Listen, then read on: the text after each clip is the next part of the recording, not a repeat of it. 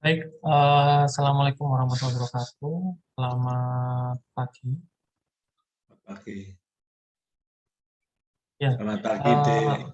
Waalaikumsalam, Assalamualaikum, Prof. Pak Umar Mukhtar. Roidin. Assalamualaikum, Prof. Roidin. Nggih, monggo. matur nuwun Prof untuk berkenan mengisi guest lecture di Prodi Magister Kenotariatan Universitas Erlangga di tahun 2021. Untuk 1,5 jam ke depan, kita akan bersama dengan Profesor Dr. Muhammad Hoidin, SHM HUMCN. Beliau lahir di Lumajang pada tanggal 8 Maret 1963. Sedikit riwayat hidup dari beliau ya, singkat saja. Jadi pendidikannya satu, lulus dari Universitas Jember, kemudian S2 dari Fakultas Hukum Universitas Gadjah Mada, kemudian pendidikan notariat dari Fakultas Hukum Universitas Diponegoro, dan pendidikan S3 Ilmu Hukum dari Fakultas Hukum Universitas Erlangga. Jadi berpindah-pindah ini profnya sudah dapat semua materi dari universitas-universitas terkemuka di Indonesia. Beliau menjadi dosen sejak tahun 1988 di Fakultas Hukum Universitas Jember. Kemudian pada tahun 2006 beliau diangkat menjadi profesor di Universitas Jember. Hingga tahun 2021 ini beliau ada sekitar 13 buku ISBN yang bisa didapatkan di toko-toko kesayangan gitu ya. Selamat pagi Prof. Hoidin.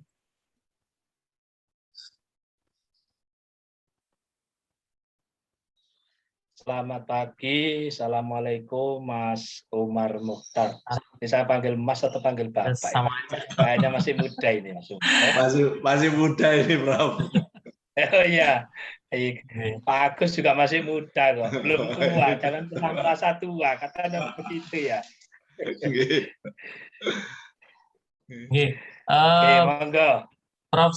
Hoidin hari ini akan menyampaikan materi terkait hak atas tanah sebagai jaminan utang. Jadi mungkin di sini mahasiswa magister kenotariatan ini juga ada beberapa yang dari Universitas Jember, Prof. Jadi mungkin bisa sekalian temu kangen sama Prof. Hoidin. Untuk mempersingkat waktu dan tempat kami persilahkan, Prof. Oke. Baik, terima kasih Mas Umar, ya, panggil Mas saja, biar kelihatan apa itu lebih akrab begitu. Dan ini Mas Dokter Agus, saya kan sama beliau panggil Mas Dokter ini ya. Terima kasih, Prof. Yang memfasilitasi, mengkomunikasikan mulai bulan apa itu ya. Saya bersedia karena sesama pernah jadi kaprodi MKN, itu kan pernah beberapa kali ketemu di Badan Kerjasama Prodi MKN. Alhamdulillah saya kemudian lanjut di Kaprodi S3 dan sekarang sudah mengabdikan diri dengan posisi dan jabatan yang lain. Alhamdulillah pagi ini kita akan mencoba mengikuti tapi tidak pernah turut langsung, tapi saya tahu kalau nggak salah minggu kemarin mungkin Prof. Rabu kemarin menyampaikan materi juga tentang eksekusi hak saya. Terima kasih Mas Agus telah difasilitasi untuk membantu di program MKN di Universitas Erlangga. Mohon monitor Mas Umar, suara saya gimana? Bisa didengar dengan jelas? Jelas, cuma agak putus-putus, Prof. Oke. Baik. Kalau memang sudah jelas, ini saya lihat audiennya ada 45, mungkin rata-rata mahasiswa MKN dari UNER dan juga mungkin dari prodi MKN yang lain. Nah. Baik, saya mulai. Untuk slide-nya yang mengupload mungkin siapa? Mas Umar atau saya? Atau ada tim hostnya? Saya bantu share screen. Oke. Oke. Hai, silakan di share screen. Mohon maaf ini mungkin background saya kurang bagus karena saya agak gaptek untuk menampilkan apa itu ini apa itu kuliah-kuliah. Jadi gambarnya mungkin agak pecah. Itu sebenarnya latar belakangnya gedung Fakultas Hukum Universitas Jember itu, tapi mungkin karena apa itu sinyalnya atau apanya mungkin kurang nampak dengan jelas. Demikian juga materi ini. Materi ini saya natural saja, Mas Umar. Biasanya kalau buat PowerPoint itu orang itu yang memang sudah canggih itu macam-macam, ada gambar ini, ada gambar itu. Kalau saya natural saja, mohon maaf agak kapten untuk yang gini-gini. Yang penting maknanya, Prof. Yang penting materinya bisa nanti kita apa itu sampaikan terkait dengan apa itu hak atas tanah sebagai jaminan hutang. Baik adik-adik mahasiswa, para peserta kuliah umum yang saya cintai, yang saya hormati, mungkin juga ada jajaran pimpinan di Fakultas Hukum Universitas Airlangga, juga di Prodi MKN. Ya. Yang pertama, saya mengucapkan terima kasih telah diberi kesempatan untuk memberikan kuliah umum terkait dengan materi hak atas tanah sebagai jaminan hutang. Adik-adik yang saya cintai, jadi terkait dengan hak atas tanah sebagai apa itu jaminan utang. Nah, ini termasuk salah satu poin penting di dalam pekerjaan sebagai terutama sebagai PPAT, ya. Kenapa? Jadi pekerjaan notaris dan PPAT itu lebih banyak di PPAT-nya, terutama untuk daerah-daerah kabupaten yang tidak terlalu besar. Kalau misalnya untuk di kota-kota besar macam Surabaya dan Jakarta, pekerjaan antara notaris dengan PPAT itu imbang, ya lebih banyak karena di apa itu di ibu kota provinsi maupun di ibu kota negara pekerjaan-pekerjaan notaris, akta-akta notaris itu imbang dengan akta-akta tanah. Sementara untuk daerah-daerah kabupaten yang apa itu tidak terlalu besar, biasanya lebih banyak itu akta tanah. Makanya fungsi PPAT itu lebih menonjol.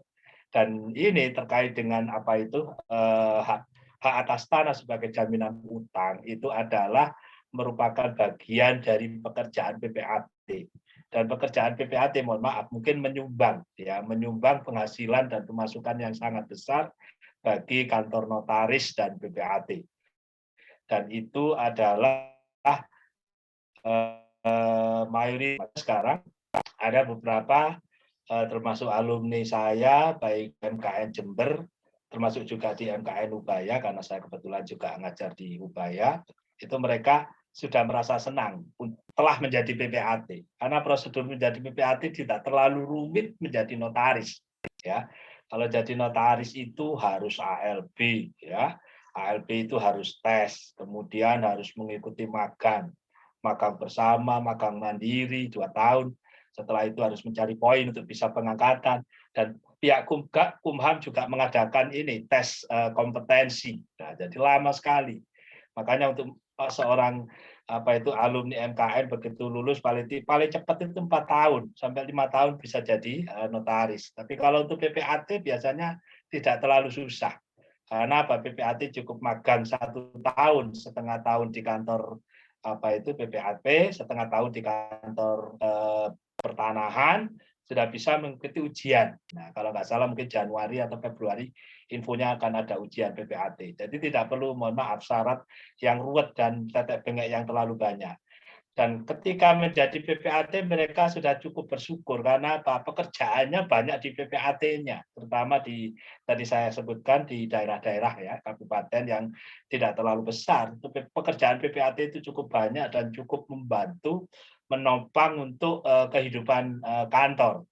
Nah, sementara untuk notaris itu tidak terlalu banyak. Paling kalau untuk daerah akta-akta yang sering itu biasanya mungkin akta CV, PT sangat jarang meskipun ada, dan juga ada akta-akta yang lain. Baik, terkait dengan terkait dengan hak atas tanah sebagai jaminan utang, ini merupakan salah satu bentuk transaksi yang banyak dilakukan dan dibuat oleh PPAT. Transaksi yang banyak dibuat oleh PPAT atau banyak dibuat di hadapan PPAT itu pertama itu peralihan, yang kedua pembebanan. Jadi hak atas tanah itu menjadi dua objek perbuatan hukum. Yang pertama itu peralihan hak, yang kedua pembebanan hak. Nah, kalau peralihan hak ini ada beberapa macam peralihan ya. Kalau kita mengacu kepada PP 24 tahun 97 tentang pendaftaran tanah, peralihan itu termasuk salah satunya jual beli, tukar menukar, memasukkan tanah sebagai aset perusahaan atau imbrek dan lain sebagainya. Sementara pembebanan itu hanya satu, menjadikan hak atas tanah sebagai objek jaminan utang, cuma satu aja. Di samping peralihan dalam bentuk yang tadi saya sebutkan jual beli tukar menukar, itu memang ada juga peralihan dalam bentuk yang lain, misalnya karena pewarisan. Jadi peralihan itu ada dua macam, peralihan karena perbuatan hukum dan peralihan karena peristiwa hukum. Peralihan karena perbuatan hukum, yaitu tadi mungkin jual beli, tukar menukar, memasukkan hak atas tanah sebagai aset perusahaan. Sementara peralihan karena peristiwa hukum itu adalah salah satunya adalah pewarisan. Ya, pewarisan. Di dalam pewarisan ini pihak yang berwenang untuk melakukan peralihan dari nama pewaris ke nama ahli waris itu tidak membutuhkan akta PPAT. Tidak membutuhkan akta PPAT.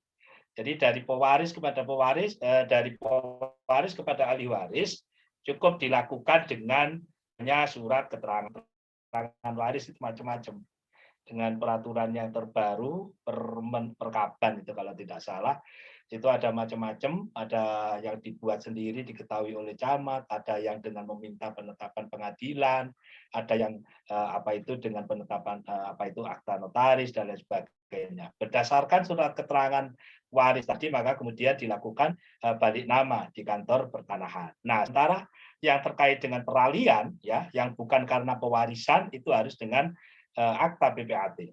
Demikian juga untuk pembebanan hak atas tanah itu harus dengan akta PPAT. Karena apa? Di PP nomor 24 tahun 97 dikatakan bahwa setiap perbuatan mengalihkan atau peralihan hak atas tanah atau menjadikan tanah sebagai jaminan utang harus dibuktikan dengan akta yang dibuat di hadapan pejabat, dalam hal ini adalah PPAT. Jadi ini menjadi syarat utama bahwa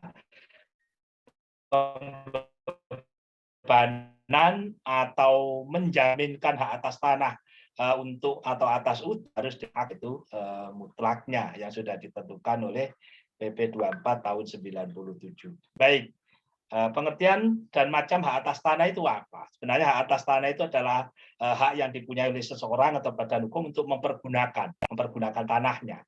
Nah, tanah ini saya kira ini Mas Dr. Agus pakarnya itu. Tanah itu bagian dari bumi ya, bagian paling luar dari bumi ya. Saya kira di hukum agraria itu sudah ada ya. Hukum pertanahan dalam arti sempit dan hukum pertanahan dalam arti luas. Nah, itu. Jadi tanah itu bagian kulit bumi saja yang di atas. Jadi hak atas tanah ini hanya kewenangan seseorang untuk menggunakan bagian terluar dari bumi, ya, dari kulit bumi. Jadi tidak termasuk yang dalam. Kalau misalnya di dalam tanah itu ditemukan tambang, mineral dan lain sebagainya, itu sudah diatur dengan hukum yang lain, yaitu hukum minyak dan gas, mineral itu ada hukum yang lain. Demikian juga kalau seseorang menggali, konon katanya kemarin di daerah Mojokerto ada seorang menggali menemukan barang-barang peninggalan kerajaan. Itu ada hukum lain sudah yang mengatur, yaitu hukum tentang cagar alam dan lain sebagainya. Itu. Nah, yang didapat kewenangan dari pemegang hak atas tanah itu hanya pada kulit-kulitnya bumi saja, sepanjang yang bisa dieksplorasi. Nah, itu yang. Nah, jadi hak atas tanah ini merupakan turunan sebenarnya, bagian derivasi dari hak menguasai negara. Jadi negara itu mempunyai hak menguasai atas seluruh tanah di seluruh wilayah Republik Indonesia. Nah, dari hak menguasai negara ini maka kemudian diturunkan atau diwujudkan dengan di negara mengatur dan menentukan hubungan hukum dan perbuatan hukum antara orang dengan tanah. Jadi hak atas tanah ini merupakan bagian dari hak-hak perorangan. Oke, lanjut Mas Mukhtar.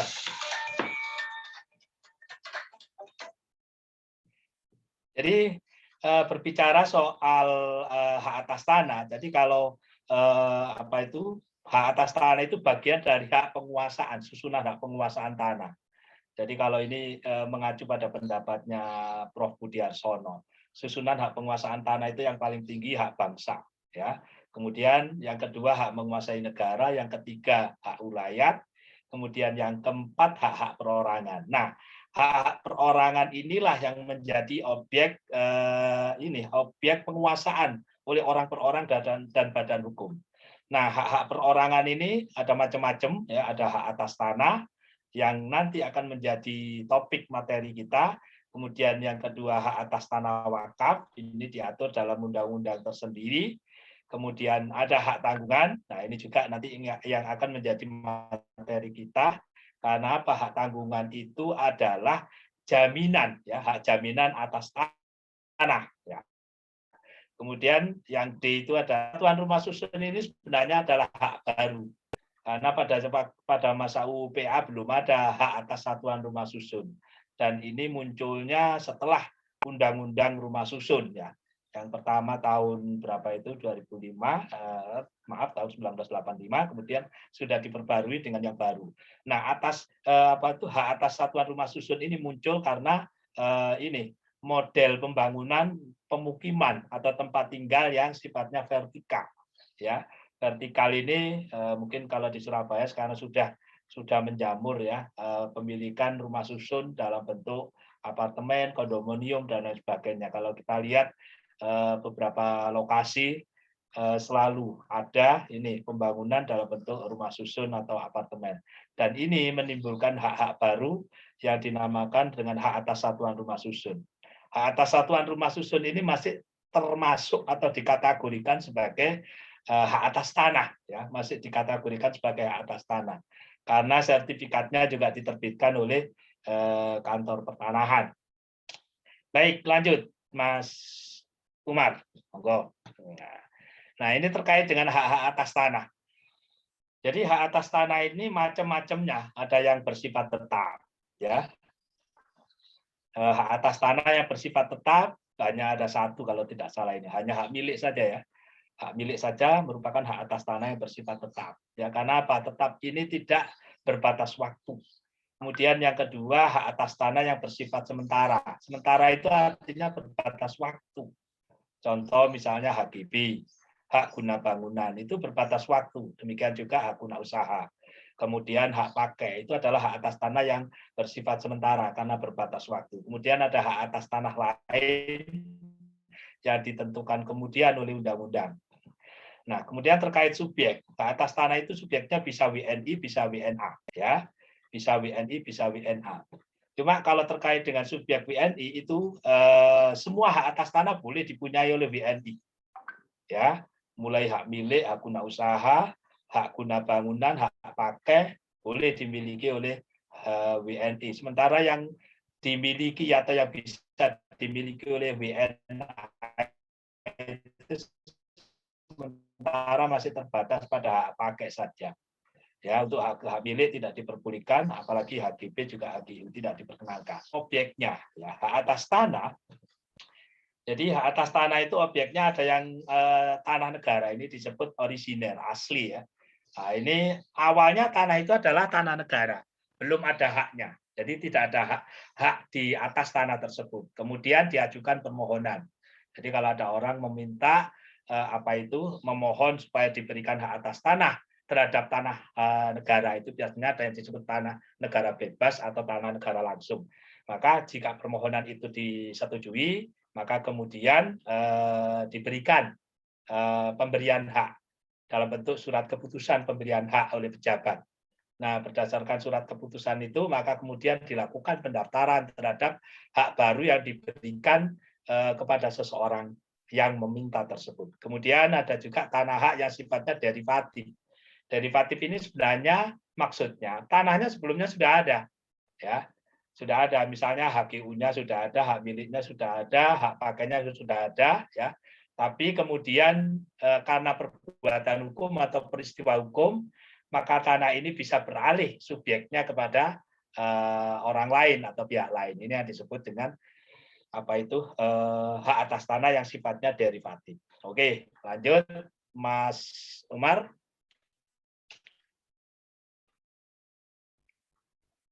Nah, ini macam-macam hak atas tanah ini diatur di Undang-Undang Pokok Agraria. Mohon maaf ini saya mengakui yang pakar hukum agraria, hukum pertanahan ini Pak Dr. Agus ini. Tolong dikoreksi kalau saya salah. Begitu ya. Dan selalu kalau ada kawan minta tolong saksi ahli hukum tanah, Prof. Wah, selalu saya arahkan ke Mas Agus ini. Saya tidak berani kalau Mas Agus tidak memberikan setuju, nggak berani saya. Terima kasih, Prof. Ya itu ahli hukum apa saja, termasuk surat hijau, tanah kapling. Kalau ada salah kemarin memberikan ini materi tanah kapling, oh, mantap ini. Kalau saya hanya paling sebatas hak jaminan atas tanah dan alhamdulillah karena disertasi saya juga terkait dengan hak tanggungan. Jadi itu aja yang bisa sebatas itu yang mampu saya sampaikan. Di luar itu sudah ada pakarnya tersendiri. Salah satunya Pak Dr. Agus ini. Baik, macam-macam hak atas tanah ini diatur di pasal 16 UPA. Ini ada 8 macam ini hak atas tanah. Yang pertama hak milik, hak guna usaha, hak guna bangunan, hak pakai. Nah, sementara hak sewa itu sebenarnya tidak ada yang mengatakan bukan hak atas tanah sebenarnya karena tidak terdaftar.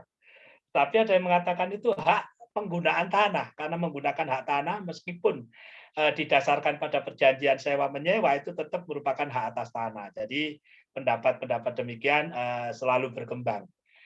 Kemudian yang keenam hak membuka tanah, yang ketujuh hak memungut hasil hutan, dan yang kedelapan yang tadi saya sebutkan hak atas tanah lainnya yang akan ditetapkan dengan undang-undang. Nah ini mungkin nanti saya belum tahu hak-hak atas tanah baru yang ditetapkan dengan undang-undang itu apa dalam praktek sampai sekarang ini. Ya mungkin nanti kita juga bisa konsultasi sama Mas Dr. Agus Karmaji ini. Jadi, nah ini ada satu hak baru ini yang tidak masuk di sini, hak pengelolaan ini. Nah ini hak pengelolaan itu tidak masuk di dalam 16. Di dalam pasal 16 ini masuk mana? Sementara ada yang mengatakan hak pengelolaan itu adalah bagian dari hak menguasai negara, ya. Yang gempilannya itu apa ya? Sebagian diambil diserahkan kepada pihak lain untuk dikelola, itu namanya pengelolaan. Dan ini kalau nggak salah sudah diatur di PP 18 2001 ya Mas Agus ya. Itu sebagai pelaksana dari 2001 yang mengatur tentang hak pengelolaan. Tapi dalam UPA tidak ada hak pengelolaan, namanya itu memang nggak ada. Dan itu memang ada di dalam praktek. Biar nanti mungkin Pak Dr. Agus itu menjelaskan. Nah, dari ke-8 hak atas tanah ini di pasal 16 ini yang bisa menjadi objek ya peralihan dan pembebanan itu nomor 1 sampai 4 saja. Ya. Yang bisa menjadi objek peralihan dan pembebanan atau penjaminan itu nomor 1 sampai 4 saja, yaitu hak milik, hak guna usaha, hak guna bangunan, dan hak pakai. Dan yang menjadi ladang kawan-kawan PPAT, ya ini termasuk adik-adik ini calon PPAT, nanti terkait dengan peralihan dan penjaminan hak atas tanah, yang 4 ini aja yang bisa dilakukan, ya. Jadi hak milik, hak guna usaha, hak guna bangunan, dan hak pakai. Ini yang bisa dijadikan objek peralihan dan penjaminan. Saya katakan peralihan karena memang ini menyangkut bahwa salah satu syarat hak atas tanah untuk terkait dengan bidang ekonomi, termasuk bahwa hak atas tanah itu akan dijaminkan, pertama harus mempunyai nilai ekonomis. Yang kedua harus bisa dialihkan. Jadi kalau hak atas tanah tidak mempunyai nilai ekonomis, maka dia tidak bisa dijaminkan. Demikian juga hak atas tanah, jika tidak dapat dialihkan, maka dia tidak dapat dijaminkan. Contoh misalnya ada hak atas tanah yang tidak punya nilai ekonomis dan tidak bisa dialihkan. Ya, tanah atau dimiliki oleh subjek hukum ya terkait dengan kegiatan keagamaan. Tanah wakaf ini nggak bisa dijaminkan, nggak bisa alihkan, kecuali mungkin dilepaskan dulu. Nah, kalau sudah dilepaskan beda persoalan, beda status ya. Jadi misalnya masjid itu nggak bisa dijual, gereja nggak bisa dijual, nggak bisa dijaminkan. karena memang untuk tujuan keagamaan. Tapi kalau misalnya bisa nggak tanah wakaf ini dilepas statusnya? Bisa. Ada beberapa kasus mungkin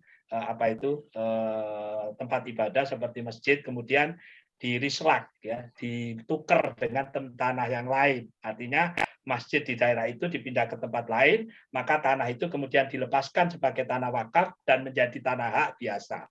Nah, prosedurnya ini ada nanti di kantor pertanahan.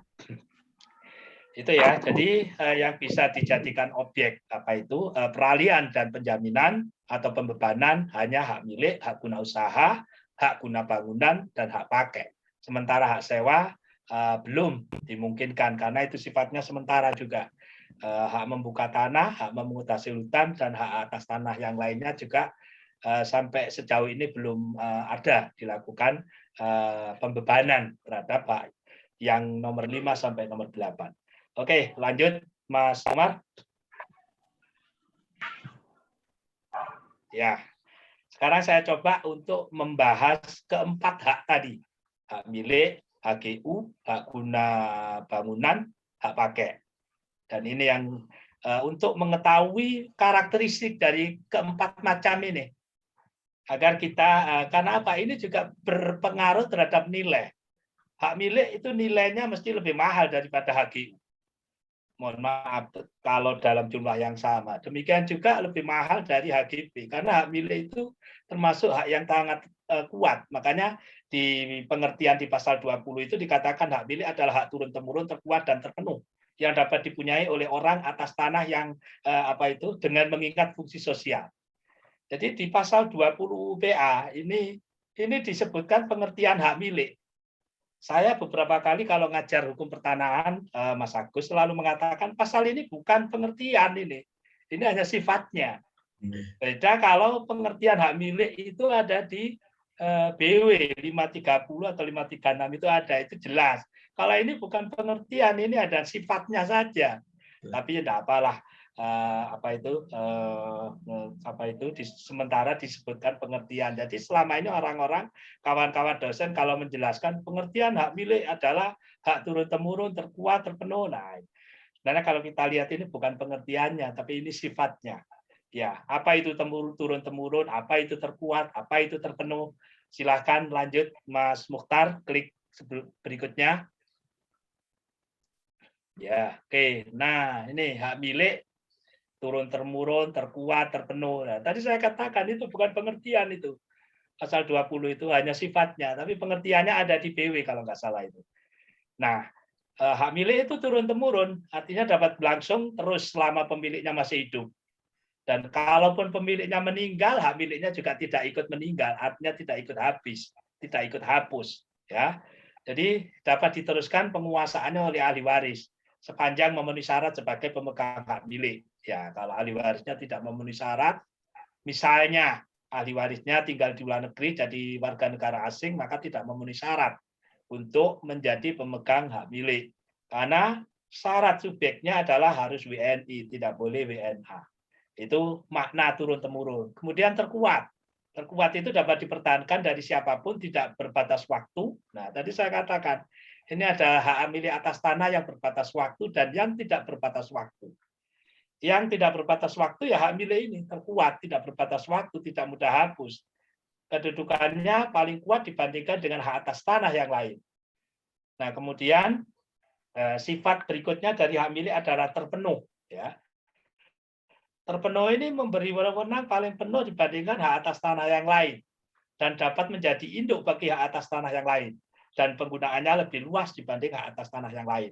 Ini terpenuh. Jadi bisa menjadi induk, artinya ketika hak milik ini dibebani dengan hak yang lain, maka untuk sementara hak milik ini mungkin kewenangannya berkurang, kewenangan dari pemegang hak milik berkurang. Nah, hak yang lain ini tentunya harus bersifat sementara, tidak boleh bersifat tetap. Artinya hak milik tidak boleh dibebani dengan hak milik. Ya, kalau hak milik dibebani dengan hak guna bangunan boleh, ya. Karena hak guna bangunan itu sifatnya sementara. Demikian juga hak milik dibebani dengan hak pakai itu boleh. Karena hak pakai bersifat sementara. Nah, Demikian juga hak milik bisa dibebani dengan hak jaminan, misalnya dengan hak tanggungan boleh. Cuma memang hak milik tidak dapat dibebani dengan hak guna usaha. Ya, kenapa hak milik tidak boleh atau tidak dapat dibebani dengan hak guna usaha? Ya, karena memang karakteristiknya HGU itu adalah hak atas tanah negara langsung. Ya, itu. Jadi tidak bisa HGU diberikan di atas tanah hak milik. Tapi kalau HGB hak pakai masih memungkinkan. Ini maksud sifat terpenuh dari hak milik. Oke, lanjut, Mas Mukhtar.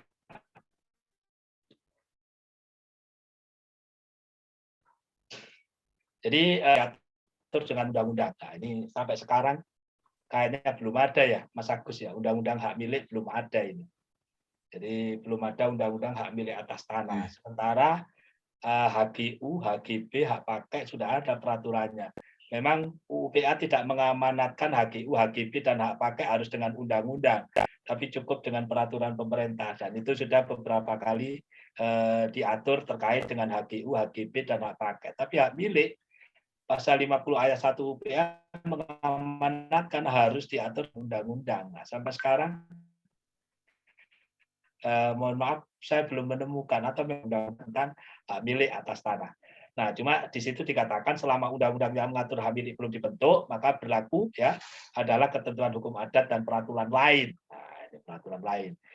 Oke, lanjut hak milik. Nah, ini setelah hak milik, silahkan HGU. Nah, saya akan menjelaskan ini dulu sebelum saya nanti masuk ke ini hak jaminan. Nah, HGU ini merupakan salah satu hak ya yang gradasinya berada di bawah hak milik.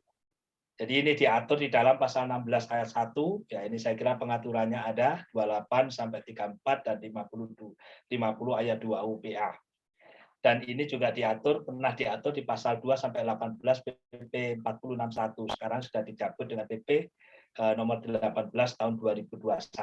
Nah, ini PP 18 2021 ini bisa saya jelaskan atau saya infokan bahwa ini merupakan peraturan pelaksana dari Undang-Undang Ciptaker ya, Cipta Kerja itu PP 18 tahun 2021. Ini tentang hak pengelolaan, hak-hak atas tanah dan satuan rumah susun kalau tidak salah dari PP 18 2001 ini. Nah, kemudian tentang pengertiannya, ya pengertiannya. Jadi hak milik HGU ini pengertiannya hak untuk mengusahakan tanah yang ini yang saya cetak tebal langsung dikuasai oleh negara.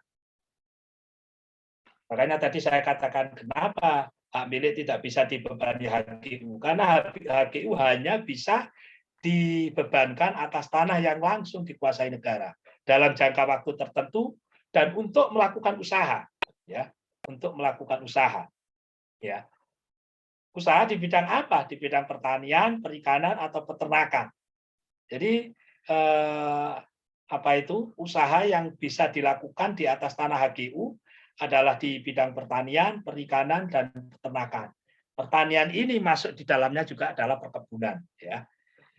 Nah, sekarang ini berdasarkan PP 18 2021, HGU itu bisa didirikan di atas tanah HPL. Nah, ini yang menjadi kontroversi sekarang.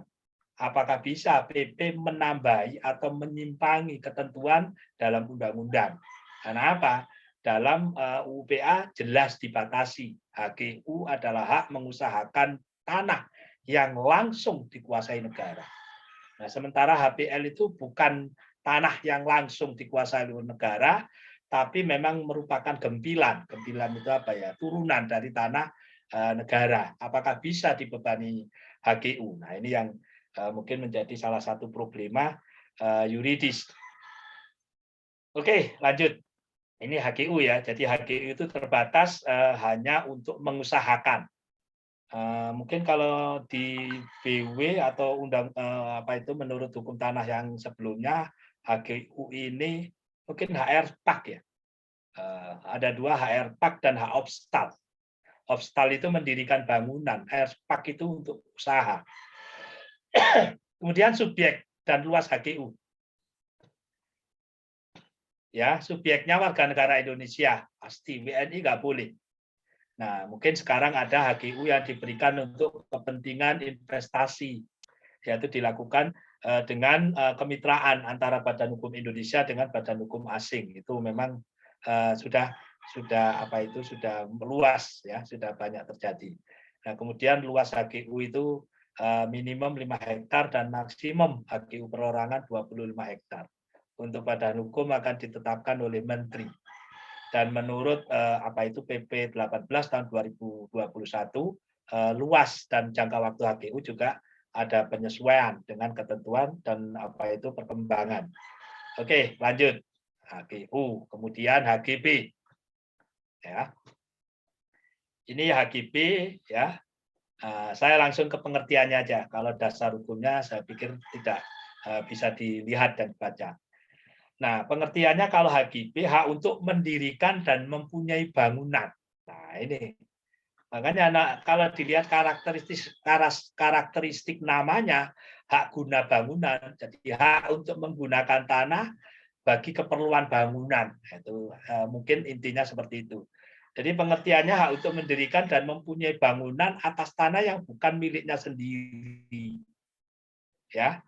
Jadi HGU itu hak untuk mempunyai dan mendirikan bangunan atas tanah yang bukan miliknya sendiri. Jadi maksudnya bukan miliknya sendiri itu bukan hak milik ya, bukan ya, tapi tanah itu ada kepunyaan pihak lain. Bisa juga pihak lain yang mempunyai tanah ini bisa juga negara, bisa juga orang perorangan. Makanya tadi saya katakan HGB ini bisa bisa diberikan di atas tanah negara, bisa juga di atas tanah hak milik. Nah, kemudian jadi HGB ini pengertiannya untuk mendirikan dan mempunyai bangunan atas tanah yang bukan miliknya sendiri dalam jangka waktu tertentu.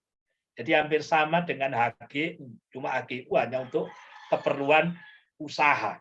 Oke, lanjut. Nah, ini jangka waktunya tertentu ini. Kalau di Undang-Undang Pokok Agraria disebutkan paling lama 30 tahun, diperpanjang maksimal 20 tahun. Sesudahnya dapat dilakukan pembaruan. Kemudian perpanjangan dan pembaruan selambat-lambatnya 2 tahun sebelum berakhirnya hak. Kemudian untuk kepentingan penanaman modal, perpanjangan dan pembaruan dilakukan sekaligus dengan membayar uang pemasukan pada saat pertama kali mengajukan permohonan. Ini terkait dengan jangka waktu HGB. Oke, lanjut. Sekarang H pakai. Ya. Oh, subjeknya. Bentar. Subjeknya, mohon maaf Mas naik lagi sedikit ya. Subjek HGB warga negara Indonesia. Saya kira hampir sama dengan hak milik, HGU dan juga hak pakai nanti. Warga negara Indonesia asing tidak boleh. Badan hukum yang didirikan menurut hukum Indonesia. Jadi kalau tidak memenuhi syarat, maka haknya hapus, tanahnya menjadi tanah negara dengan catatan hak dari pihak lain tetap diindahkan. Oke, lanjut hak pakai. Nah, kemudian hak pakai ini salah satu dari yang saya sebutkan tadi. Hak yang menjadi objek jaminan, ya, hak milik, HGU, HGB, dan yang terakhir adalah hak pakai. Nah, ini dasar hukumnya diatur di 16 ayat 1, dilanjutkan 41 sama 43 UPA. Nah, pengertiannya, hak pakai ini hak menggunakan dan atau memungut hasil ya tanah milik negara atau milik orang lain. Nah, ini hak pakai ini. Jadi hak pakai ini sebenarnya kalau saya menilai ini gabungan dari HGB sama HG ya. Gabungan dari HGB sama HGU. Karena apa? Bisa menggunakan dan atau memungut hasil. Menggunakan itu untuk pendirian bangunan, memungut hasil itu adalah karakteristik HGU untuk usaha tadi. Nah, hak pakai ini memberi wewenang dan kewenangannya ditentukan dalam keputusan atau perjanjiannya. Kalau keputusan itu adalah hak pakai di atas tanah negara, kalau perjanjian itu adalah hak pakai di atas tanah hak milik. Jadi hak pakai ini bukan perjanjian sewa-menyewa atau pengolahan tanah. Karena apa? Karena hak pakai dapat didaftarkan sehingga bisa dialihkan atau dijaminkan. Dapat didaftarkan ini berarti mempunyai bukti pendaftaran. Salah satunya adalah sertifikat. Makanya kemudian ada sertifikat hak pakai. Oke, lanjut Mas Mukhtar. Nah, sekarang kita ini jadi hak pakai memungut, menggunakan dan memungut hasil di dalam hak pakai dapat diartikan mendirikan bangunan di atas tanah hak pakai, sedangkan makna kata memungut hasil itu adalah memanfaatkan tanah tersebut untuk kepentingan pemegang haknya. Jadi makanya tadi saya katakan hak pakai itu merupakan gabungan, ya, gabungan dari HGU dan HGB. Oke, lanjut. Nah, ini sekarang, jadi kalau tadi karena materinya hak jaminan, hak atas tanah sebagai jaminan hutang, maka setelah materi pertama, kita menginjak materi kedua tentang hukum jaminannya. Nah, hukum jaminan di Indonesia ini sifatnya dualisme. Di satu sisi diatur dengan hukum nasional, di sisi yang lain masih diatur dengan BW. Oleh karena itu memang perlu dilakukan pembaharuan. Jadi terkait ini nanti saya jelaskan slide berikutnya ini tentang skema hukum jaminan di Indonesia. Monggo Mas Mukhtar.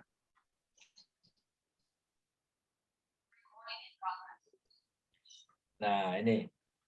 Jadi ini lembaga jaminan. Mungkin karena kecil tidak nampak semua di layar, ya. Namun bisa saya jelaskan. Jadi lembaga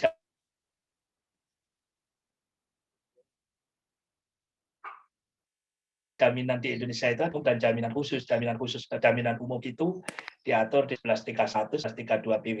Jaminan khusus. Nah, jaminan khusus itu adalah jaminan yang dibuat secara khusus, ya. Kalau jaminan umum tanpa dibuat pun orang sudah memperoleh jaminan yang diberikan oleh undang-undang 1131 dan 1132 tadi. Sementara jaminan khusus harus diperjanjikan, ya, harus dibuat perjanjian tersendiri. Kalau tidak diperjanjikan maka tidak ada jaminan khusus. Nah, jaminan khusus ini ada yang bersifat kebendaan, ya. Nah, kebendaan ini ada dua macam. Nah, sementara kita hukum benda kita masih mengacu pada ini pembagian benda menurut BW, yaitu benda bergerak dan benda tidak bergerak. Sementara di negara Belanda sendiri ada bentuk benda yang lain, yaitu benda terdaftar dan benda tidak terdaftar. Tapi sementara yang berlaku di kita masih pembagiannya benda bergerak dan benda tidak bergerak. Nah, benda bergerak ini ada dua macam jaminannya, itu dalam bentuk gade dan dalam bentuk fidusia. Nah, kemudian benda tidak bergerak itu ada dua macam, ya. Benda tidak bergerak dalam bentuk tanah, yang ini nanti akan kita bahas di dalam kuliah pagi ini. Dan yang kedua, benda tidak bergerak bukan tanah. Bukan tanah ini ada dua, yaitu pesawat dan kapal laut dengan berat dan bobot tertentu, ya. Nah, ini jaminannya namanya hipotek. Nah, khusus untuk tanah itu jaminannya adalah hak tanggungan. Nah, sebelum apa itu Undang-Undang Pokok Agraria, jaminan atas tanah namanya bukan hak tanggungan, tetapi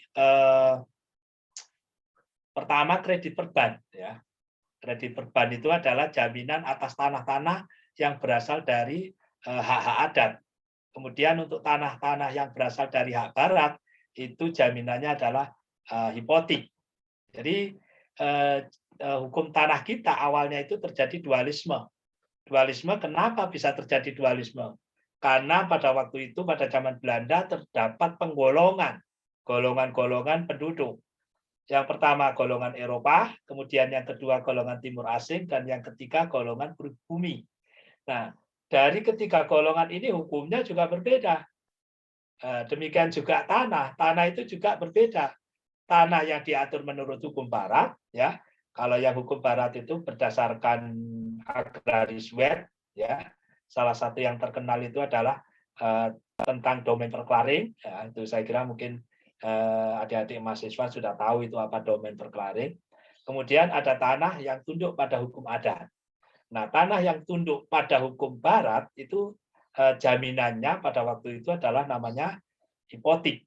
Sementara untuk tanah-tanah yang tunduk pada hukum adat namanya kredit perban. Nah, itu sudah tinggal sejarah, itu sudah masa lalu. Nah, kemudian berdasarkan Undang-Undang Pokok Agraria dan Undang-Undang Nomor 4 tahun 96 dilakukan unifikasi. Unifikasi untuk semua hak-hak atas tanah di Indonesia, baik yang berasal dari tanah hak-hak barat sebelumnya maupun yang berasal dari tanah-tanah hak adat, ya, jaminannya satu, yaitu hak tanggungan. Nah, apa kok digunakan nama hak tanggungan dan lain sebagainya. Nah, ini ketika saya telusuri itu adalah dari sejarahnya nama hak tanggungan itu dari bahasa mungkin bahasa Jawa atau ada di beberapa itu ditanggungkan maksudnya. Jadi tanah itu ditanggungkan sebagai utang, sebagai jaminan utang. Makanya kemudian dikenal dengan nama hak tanggungan, ya tanggungan. Jadi kalau dikaitkan dengan hipotek, kalau hipotek itu ada semacam universal, baik di Belanda maupun di negara-negara Anglo-Saxon, termasuk di Amerika itu ada dikenal tentang hipotek. Tapi kalau hak tanggungan, apakah hak tanggungan ini sama dengan hipotek? Ada yang mengatakan tidak sama, tetapi ada yang mengatakan bahwa hak tanggungan itu adalah merupakan reinkarnasi dari hipotek. Karena apa? Asasnya, kemudian apa itu pengaturannya, kemudian substansinya hampir sama dengan hipotek yang berlaku sebelumnya. Makanya kemudian disebut sebagai reinkarnasi, sebagai hipotek.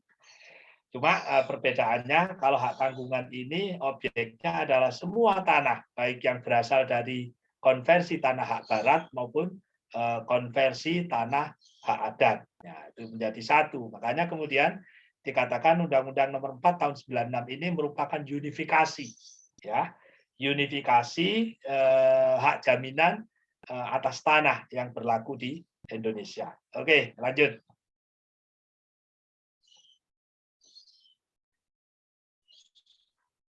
Nah, ini tadi sudah saya jelaskan. Ya, jaminan itu ada dua, jaminan umum dan jaminan khusus. Oke, lewati Mas Mukhtar, karena sudah dijelaskan. Oke, lanjut. Jaminan khusus sudah, lanjut. Nah, ini sekarang kita hak tanggungan. Jadi seperti yang tadi saya katakan, ya, hak tanggungan ini merupakan hak jaminan yang khusus tertuju kepada tanah, ya, hak atas tanah yang menjadi objeknya. Nah, ini dasarnya di Undang-Undang Nomor 4 Tahun 96. Di Undang-Undang Pokok Agraria juga sudah ada, cuma dilaksanakan dengan Undang-Undang Nomor 4 Tahun 96. Nah, pengertiannya hak jaminan yang dibebankan pada atas tanah berikut atau tidak berikut benda yang merupakan satu kesatuan dengan tanah untuk pelunasan hutang tertentu, memberikan kedudukan yang diutamakan kepada kreditur tertentu terhadap kreditur lain. Jadi ini pengertian hak hak tanggungan. Jadi kalau dilihat dari pengertian tersebut ya tidak jauh berbeda dengan hipotek dan kredit perban. Karena apa? Maksud dan tujuan untuk memberikan atau menjaminkan hak atas tanah tersebut adalah untuk pelunasan utang, ya. Pelunasan utang, kalau di situ disebutkan pelunasan utang tertentu. Utang tertentu itu artinya utang yang disebutkan. Utang dengan siapa, jumlahnya berapa, dan lain-lain terkait utang itu seperti apa. Itu disebutkan sebagai utang tertentu. Jadi itu hak tanggungan. Oke, lanjut Mas Mukhtar.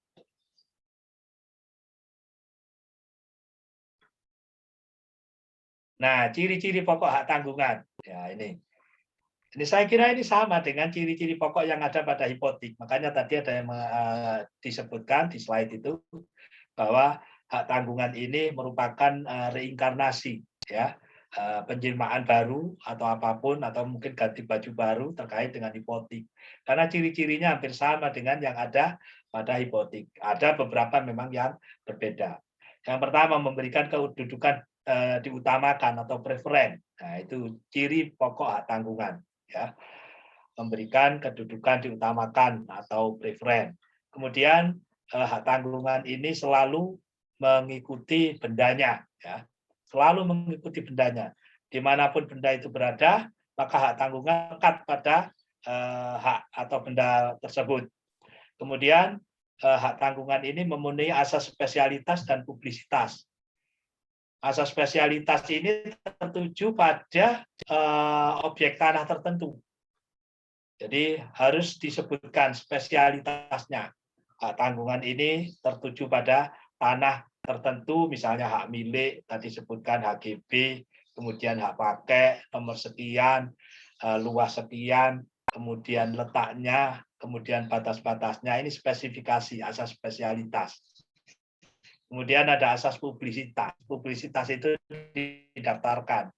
Dan ini menjadi salah satu ketentuan wajib di dalam hak tanggungan. Kalau tidak didaftarkan, tidak akan pernah lahir hak tanggungan. Meskipun sudah dibuatkan APHT-nya. Ya, meskipun sudah dibuat APHT, tapi kalau belum didaftar di kantor pertanahan, maka belum pernah lahir atau belum ada hak tanggungan. Kemudian ciri berikutnya adalah mudah serta pasti eksekusinya. Ya, meskipun di dalam praktek ada beberapa kasus tidak mudah, tidak pasti, ada kendala, itu hanyalah kasuistik saja. Tapi secara secara asas bahwa hak tanggungan itu memang eksekusinya mudah. Kemudian hak tanggungan ini tidak bisa atau tidak dapat dibagi-bagi.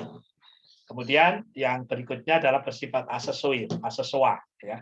Ada yang membaca asesoir, ada yang membaca asesoa karena ini dari bahasa Prancis, ya.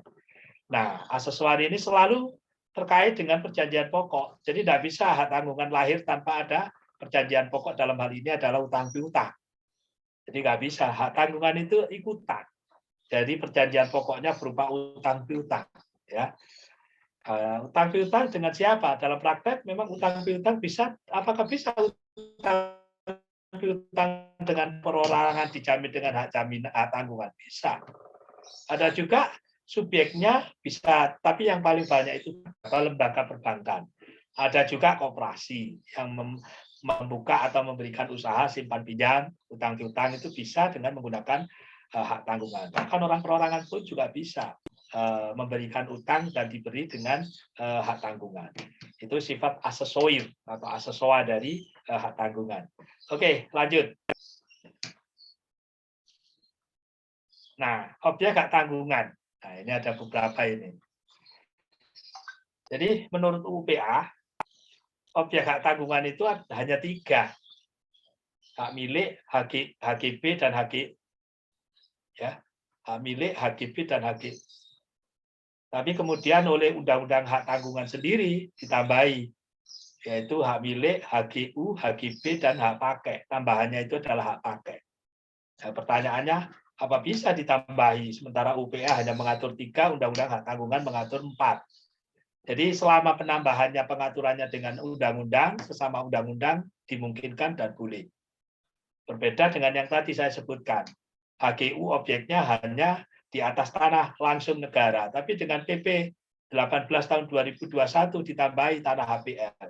Ini yang menjadi problema yuridis. Tapi kalau terkait dengan objek hak tanggungan, karena sesama undang-undang, ya, dengan undang-undang hak tanggungan ditambahi objeknya dari HGB, HGU, hak milik menjadi atau ditambahi dengan hak pakai, itu nggak apa-apa karena undang-undang. Nah, kemudian ada juga menurut Undang-Undang 1685, ya, itu terkait dengan Undang-Undang Rumah Susun, ya. Jadi objek hak tanggungan adalah hak milik atas satuan rumah susun yang berdiri di atas tanah hak milik, tanah HGB, tanah hak pakai, atau tanah hak pakai atas tanah negara. Jadi berdasarkan Undang-Undang Rumah Susun ada tambahan lagi. Objek hak tanggungan itu hak milik atas satuan rumah susun, HM Sarusun, ya, gampangannya gitu, ya, biar kita menyebutnya mudah. HM Sarusun lah, atas hak milik atas satuan rumah susun. Jadi objek hak tanggungan itu hak milik, HGB, HGU, hak pakai, dan HM Sarusun. Nah, ini. Jadi ada 5 sekarang. Oke, lanjut. Nah, ini tata cara pembebanan. Ya, ini. Jadi saya singkat saja, ya. Didahului dengan adanya perjanjian utang piutang, ya. Kemudian di dalam perjanjian utang piutang itu ada janji untuk memberikan hak tanggungan.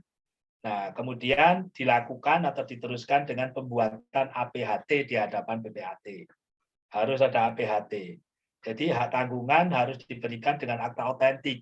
Ini sesuai dengan PP 2497. Setiap peralihan atau pembebanan hak atas tanah harus dibuktikan dengan akta yang dibuat oleh pejabat.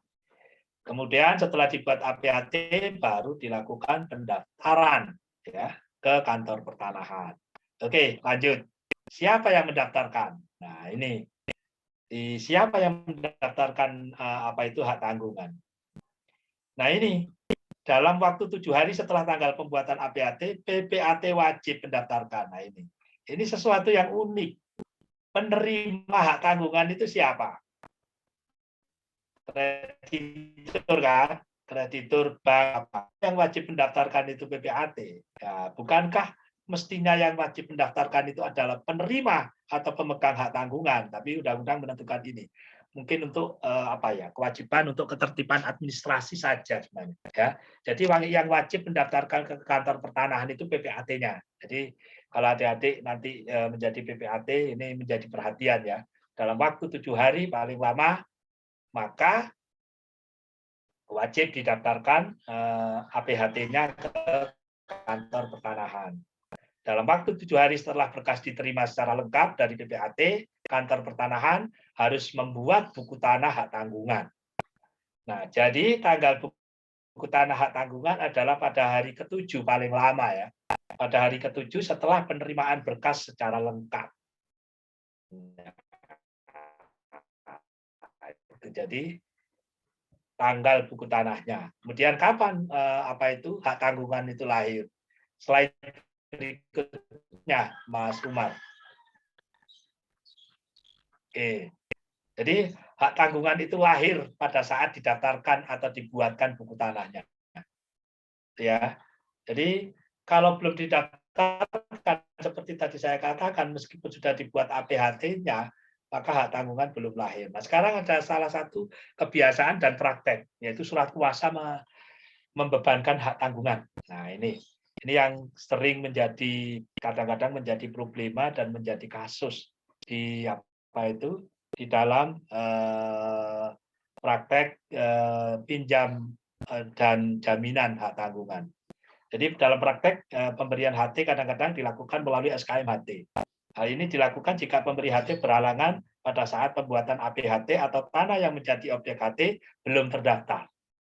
Nah, ini salah satu kendala. Misalnya ketika seseorang pinjam uang kepada bank, mau menjaminkan tanahnya, ternyata masih dalam bentuk petok misalnya, atau dalam bentuk bukti yang lain, yang pasti belum sertifikat. Nah, maka kemudian tidak bisa dibuatkan APHT. Maka kemudian undang-undang memfasilitasi, salah satunya boleh dibuat dengan surat kuasa membebankan hak tanggungan. Dan SKM-HT ini diatur di pasal 15 Undang-Undang Hak Tanggungan. Cuma memang disyaratkan di pasal 15, SKM-HT tidak boleh memuat kuasa untuk melakukan perbuatan lain. Misalnya ditambahi jika pihak debitur penerima penerima utang atau penerima kredit tidak membayar, maka dengan SKM-HT ini boleh melakukan penjualan. Itu tidak boleh. Jadi harus isinya tunggal.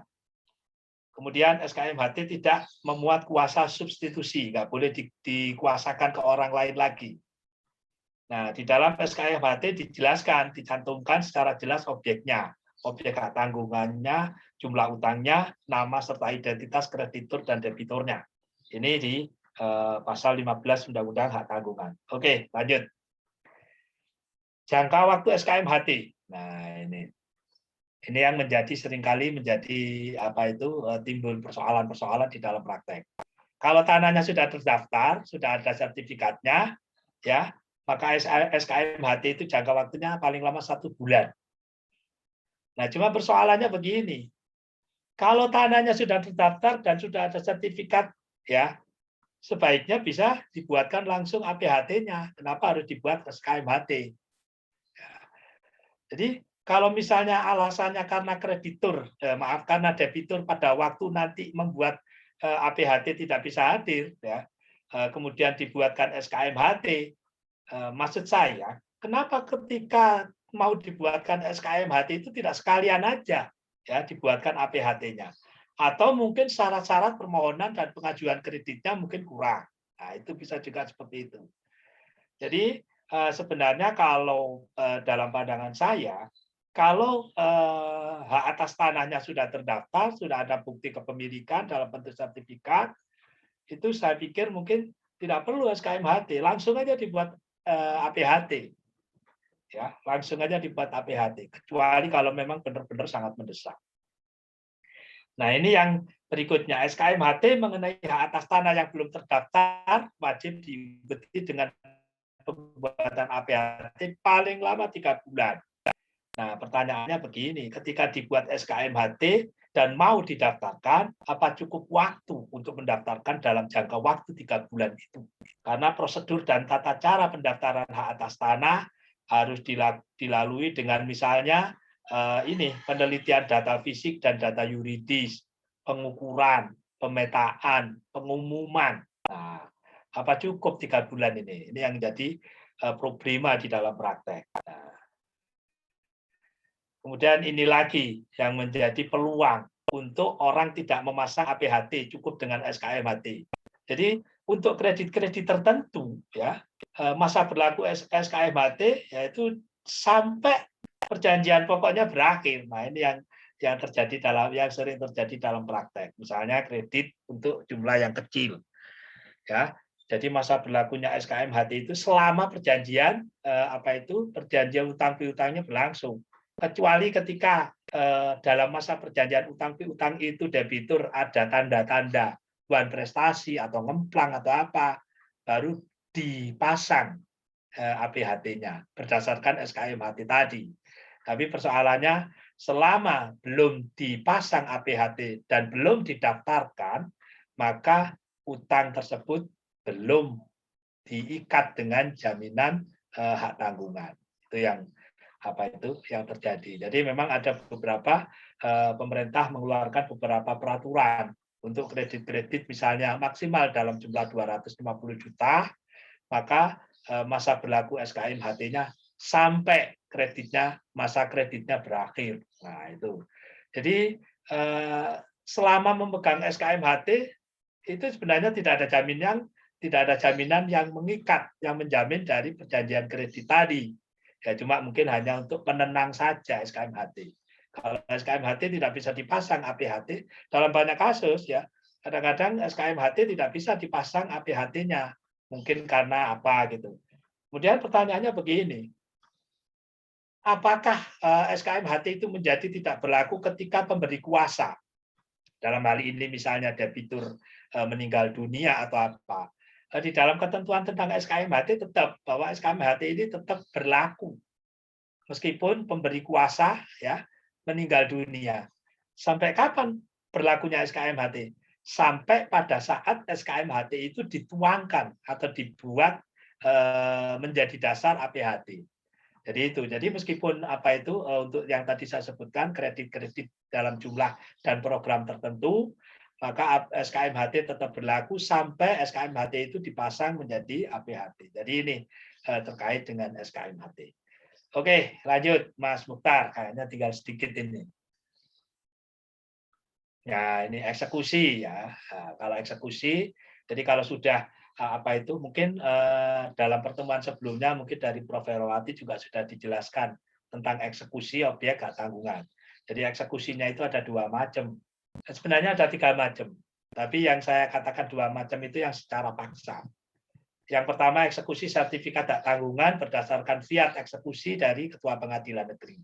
Ini dasarnya pasal 224 HIR. Kemudian yang kedua, eksekusi serta-merta atau yang disebut dengan parada eksekusi, yaitu pihak pemegang hak tanggungan bisa mengajukan permohonan parada eksekusi dengan serta-merta langsung melakukan pelelangan objek hak tanggungan melalui kantor lelang atau KPKNL atau balai lelang dan lain sebagainya. Dan ada satu cara eksekusi yang ketiga, penjualan di bawah tangan. Tapi ini penjualan di bawah tangan ini harus didasarkan pada surat kuasa, kemudian harus diumumkan di media media cetak, media elektronik, ya mungkin sekarang ada media sosial, dan tujuan dari penjualan di bawah tangan ini adalah untuk memperoleh harga yang lebih baik dibanding jika dilakukan penjualan melalui lelang. Saya kira ini, Pak Mukhtar, mohon maaf, ini waktunya sudah hampir 1 jam atau lebih 1 jam. Oke, silahkan kalau mau dilanjut untuk ini diskusi. Monggo kami persilahkan kepada audiens, mungkin ada hal-hal yang mau ditanyakan kepada Prof. Hoidin. boleh langsung raise hand atau nyalakan mic-nya. Selamat pagi, Prof. Pak Umar. Ya, monggo Mbak. Ya, selamat pagi. Ada yang ingin saya tanyakan, Prof, terkait dengan Ya, hak tanggungan silakan. tadi. Apabila objek hak tanggungan berupa tanah itu kemudian menjadi barang rampasan negara karena itu hasil korupsi, begitu, Prof, dan sudah mempunyai kekuatan hukum tetap, sementara di atasnya itu terdapat hak tanggungan di atasnya. Nah, itu berarti bagaimana ya, Prof, untuk statusnya? Itu yang pertama, Prof. Yang kedua tadi Prof. Khoidin tadi menjelaskan perihal hak atas tanah yang dibedakan menjadi 3. Yang pertama bersifat tetap, sementara, dan yang akan ditetapkan oleh undang-undang. Yang bersifat tetap tadi Prof menyampaikan bahwa hanya hak milik. Selama ini yang menjadi pengertian saya, barangkali saya salah, saya mempelajari bahwa hak atas tanah yang bersifat tetap berdasarkan pasal 16 ayat 1 UPA itu adalah hak milik, hak guna usaha, hak guna bangunan, hak pakai, hak sewa, hak membuka tanah, dan hak memungut hasil hutan. Sementara untuk hak atas tanah yang bersifat sementara itu berdasarkan pasal 53 UPA, ya ini hak gadai tanah pertanian, hak usaha bagi hasil, hak menumpang, dan hak sewa atas pertanian. Mungkin bisa dijelaskan lagi, Prof, terkait hal ini. Terima kasih, Prof. Khoidin, sehat selalu. Baik, gimana Mas Mustar? Langsung atau? Langsung aja, Prof. Langsung aja, Nggak lupa. biar nggak lupa. Nah, terima kasih Dewi Nawangwulan. Nah, ini atas pertanyaannya. Yang pertama, gimana kalau objek hak tanggungan disita karena kasus korupsi? Ini ada beberapa jurisprudensi, Mbak. Ya, ada beberapa jurisprudensi, dan kebetulan kalau nggak salah saya sempat membimbing satu mahasiswa yang ini menulis tentang eksekusi objek hak tanggungan yang disita karena perkara pidana. Ya, jadi begini. Ada satu asas di dalam hukum eksekusi. Eksekusi tidak bisa dijalankan ya jika objek eksekusi sudah dieksekusi lebih dahulu untuk perkara lain. Itu ada yang mengatakan begitu.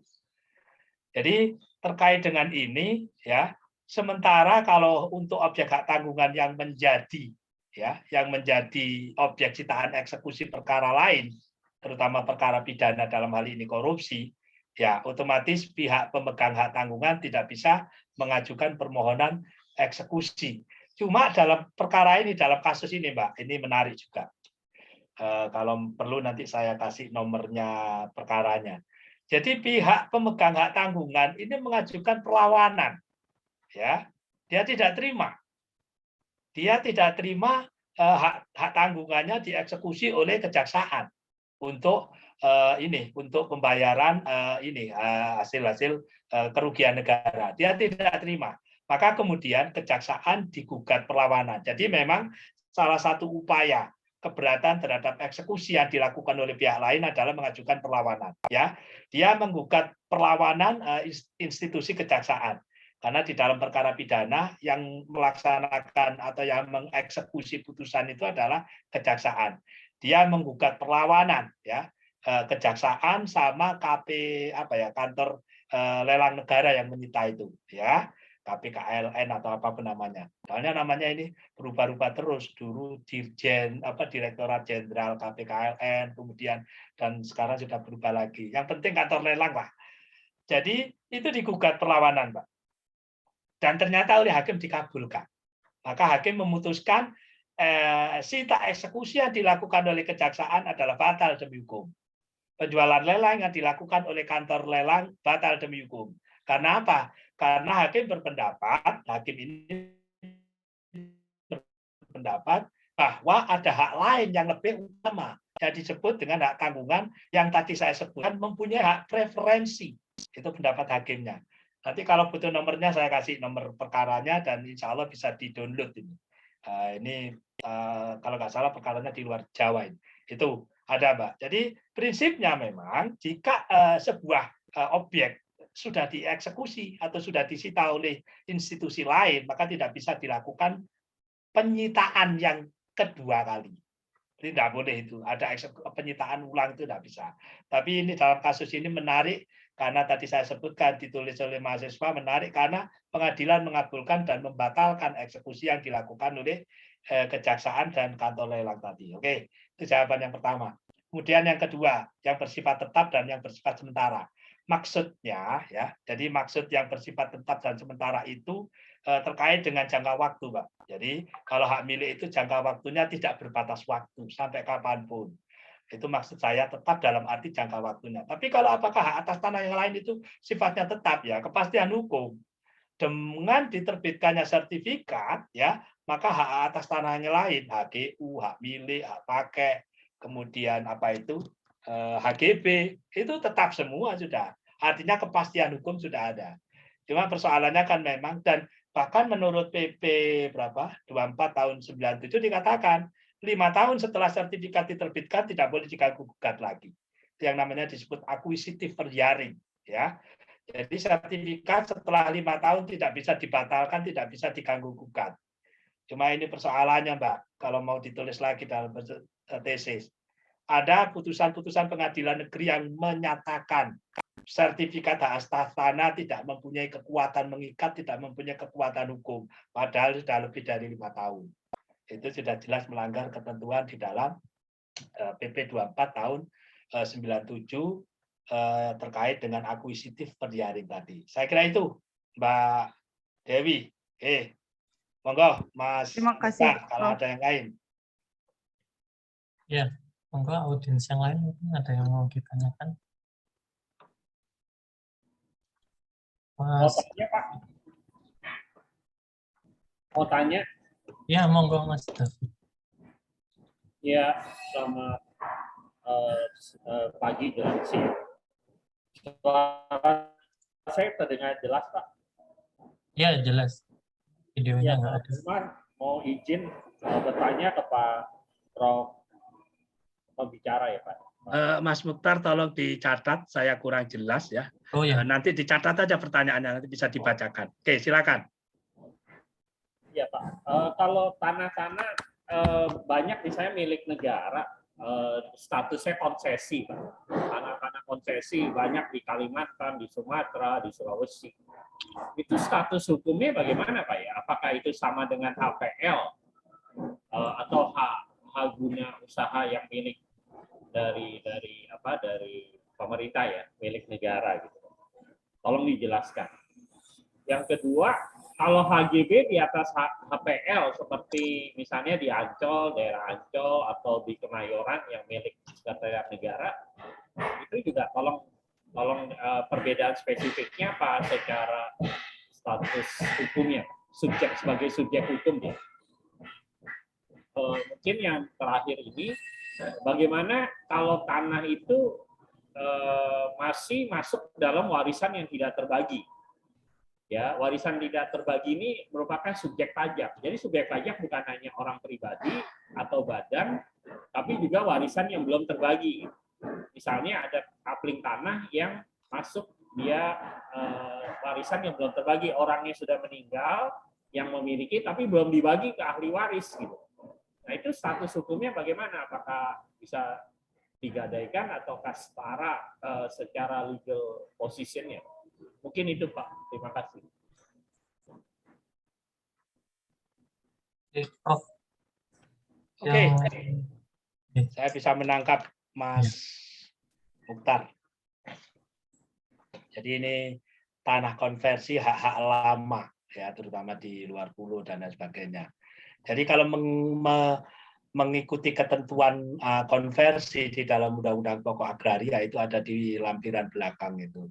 Jadi konversi hak atas tanah itu adalah disesuaikan dengan hak lama ya, hak lama dari tanah itu. Misalnya kalau misalnya hak lamanya itu adalah dalam bentuk hak milik, mungkin menurut hukum adat. Jadi konversi itu ada dua. Ada yang berasal dari hak barat dan ada yang berasal dari hak adat. Makanya tadi saya katakan memang hukum kita itu terjadi dualisme. Nah, dualisme ini kemudian mau diunifikasi dengan Undang-Undang Pokok Agraria dan hak-hak lama kemudian dikonversi menjadi hak baru menurut pasal 16 ya. Jadi konversi ini disesuaikan dengan hak sebelumnya. Kalau hak sebelumnya misalnya hak-hak yang dikuasai orang perorangan itu adalah hak menurut hukum adat itu adalah merupakan hak milik, maka konversinya akan menjadi hak milik. Cuma persoalannya gimana kalau tanah-tanahnya itu sebelumnya dikuasai oleh negara. Nah, ini apakah juga ada konversi? Ya, ini jadi negara ini menguasai tanah itu ada dua macam, penguasaan tanah secara langsung, dalam arti tanah negara itu di atasnya tidak ada tanah-tanah hak lain, akan tetapi ada juga tanah negara yang tidak langsung, dalam arti di atasnya itu ada ini hak-hak lain yang menimpali. Salah satunya mungkin tadi saya sebutkan, mungkin HGU, HGB, hak pakai itu bisa di atas tanah negara. Terhadap tanah-tanah ini, jika misalnya hak-hak lamanya sudah habis, ya, maka hak yang menempati atau yang menimpali ini kemudian hapus, tanahnya kembali menjadi tanah negara. Ya itu ya, misalnya punya hak pakai berdasarkan hukum Belanda selama mungkin 50 tahun sudah habis misalnya, maka tanahnya kembali menjadi tanah negara, konversinya langsung kepada tanah negara. Kemudian ada tadi pertanyaan, HPL, HGB, ya HGB di atas HPL, ya ini ya. Jadi ini sebenarnya perkembangan juga. HGB itu bisa didirikan di atas tanah negara, di atas tanah hak milik, bisa juga di atas tanah HPL. Makanya tadi saya katakan HPL ini mohon maaf, hak milik atas tanah yang tidak diatur di Undang-Undang Pokok Agraria. Tetapi ada di dalam praktek. Sejarahnya ini adalah berasal dari tanah-tanah penguasaan negara. Namanya hak behir, ya dulu itu behirah gitu ya, hak untuk penguasaan atau menguasai atau menggunakan tanah negara. Nah kemudian dikonversi menjadi HPL, hak pengelolaan ini artinya tanah negara yang derivasinya diberikan kepada badan-badan negara. Jadi yang boleh menguasai dan mempunyai pemegang HPL itu adalah badan-badan negara, instansi negara, badan usaha negara dan lain sebagainya. Termasuk salah satunya mungkin Otorita Batam dan lain sebagainya itu boleh, BUMN boleh. Nah, dari pemegang HPL ini bisa diberikan hak yang lain, yaitu misalnya HGB, kemudian hak pakai. Cuma HGU tidak bisa sebenarnya. Nah, tadi saya sebutkan, di PP 18/2021, HGU boleh di atas HPL. Nah, ini perkembangan yang mohon maaf, kalau saya menilai ini nggak pas. Kenapa? Di Undang-Undang Pokok Agraria dikatakan bahwa HGU hanya di atas negara langsung, ya, di atas tanah negara langsung, bukan HPL. Nah, ini kemudian ada penafsiran baru di PP 18/2021 ini bahwa HGU bisa di atas HPL. Ini monggo nanti kalau memang mau didiskusikan tersendiri. Jadi HGB, hak pakai bisa di atas HPL. Gimana kalau misalnya HPL-nya habis? Ya, HPL ini berjangka waktu atau tidak? Jadi HPL ini batas waktunya adalah selama dibutuhkan oleh instansi itu. Ya ini. Jadi selama dibutuhkan. Jadi kalau HPL memang ada sertifikatnya, tetapi jangka waktunya tidak ditentukan berapa tahun, tidak. Tapi selama dibutuhkan oleh instansi yang bersangkutan. Nah, cuma kalau misalnya di atas HPL ini diberikan HGB sama hak pakai, HGB dan hak pakainya itu berbatas waktu sesuai dengan ketentuan yang diatur oleh peraturan perundang-undangan. Nah, kemudian berikutnya tentang tanah yang dimiliki bersama, tanah belum terbagi, ya bisa nggak dijaminkan. Nah ini persoalannya. Jadi bisa nggak dialihkan. Dan memang tanah yang belum dibagi, tanah ini objek warisan yang belum dibagi, nanti peralihannya balik namanya dari pewaris satu orang atau dua orang, misalnya bapak ibu atau bapak saja. Biasanya sertifikat itu atas nama seseorang, kemudian meninggal anaknya 5. Maka tanah ini menjadi milik bersama dari 5 anak itu tadi. Nah, kemudian bagaimana mengalihkannya? Ya tentu berdasarkan surat keterangan waris, penetapan waris atau apapun, maka dilakukanlah balik nama dari nama pewaris yang sudah meninggal kepada ahli warisnya. Misalnya 5 orang, ya 5 orang ini. Nah, kalau sudah beralih ke 5 orang ini, bisa enggak ini dijual atau dijaminkan?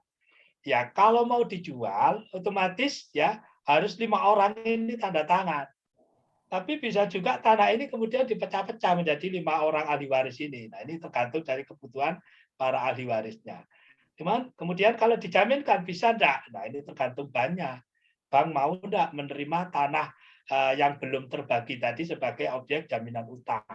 Kalau memang mau, ya bisa dilaksanakan. Tetapi tetap pembuat APHT-nya tetap 5 orang yang tercantum namanya di dalam sertifikat tanah yang belum terbagi tadi. Saya kira itu, Mas Mukhtar. Oke, mungkin ada audiens lain yang mau bertanya? Mas, pestanya apa hari ini, Mas? Pesta. Hah? Lauji apa? Mas Matthew mau Itu Mas bertanya? lumpia? Ini ada pertanyaan. Jamur. Ada pertanyaan via chat, Prof. Oh iya, silakan dibacakan. Ada kasus nasabah kredit menjaminkan hak guna bangunan dan kemudian dibebani hak tanggungan bank.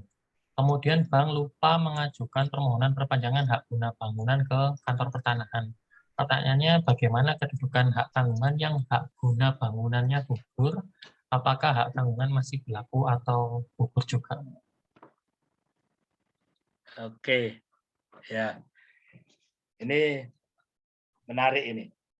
Jadi hak tanggungan objeknya HGB, ternyata habis.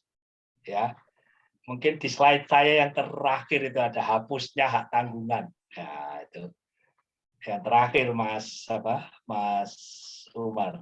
Hapusnya hak tanggungan, utang yang dijamin sudah hapus dilunasi. Hak tanggungan dilepas oleh kreditur melalui suatu pernyataan tertulis. Kemudian pembersihan berdasarkan penetapan dari pengadilan atas dasar penetapan peringkat pemegang hak tanggungan. Yang terakhir, hapusnya hak atas tanah yang dibebani hak tanggungan. Nah, ini. Jadi kalau HGB-nya hapus, ya hak tanggungannya hapus. Cuma tidak sesederhana itu, ya. Jadi biasanya ini tergantung dari PPAT-nya. PPAT-nya harus jeli. Dan mestinya banknya juga harus jeli. Misalnya, ya misalnya ini. Kreditnya dikasih jangka waktu 5 tahun. Ya. Kreditnya jangka waktunya 5 tahun. Kemudian ternyata HGB-nya itu sisanya tinggal 3 tahun. Kan tidak cukup itu waktunya. Habis dulu HGB-nya, kreditnya belum lunas. Nah, gimana langkah-langkahnya? Biasanya PPAT-nya itu kalau yang jeli dan juga kalau krediturnya atau banknya jeli itu dia punya punya sarana atau perangkat. Pertama, ya kreditur bank meminta kuasa dari pemegang HGB untuk memperpanjang. Ya, jadi itu ya.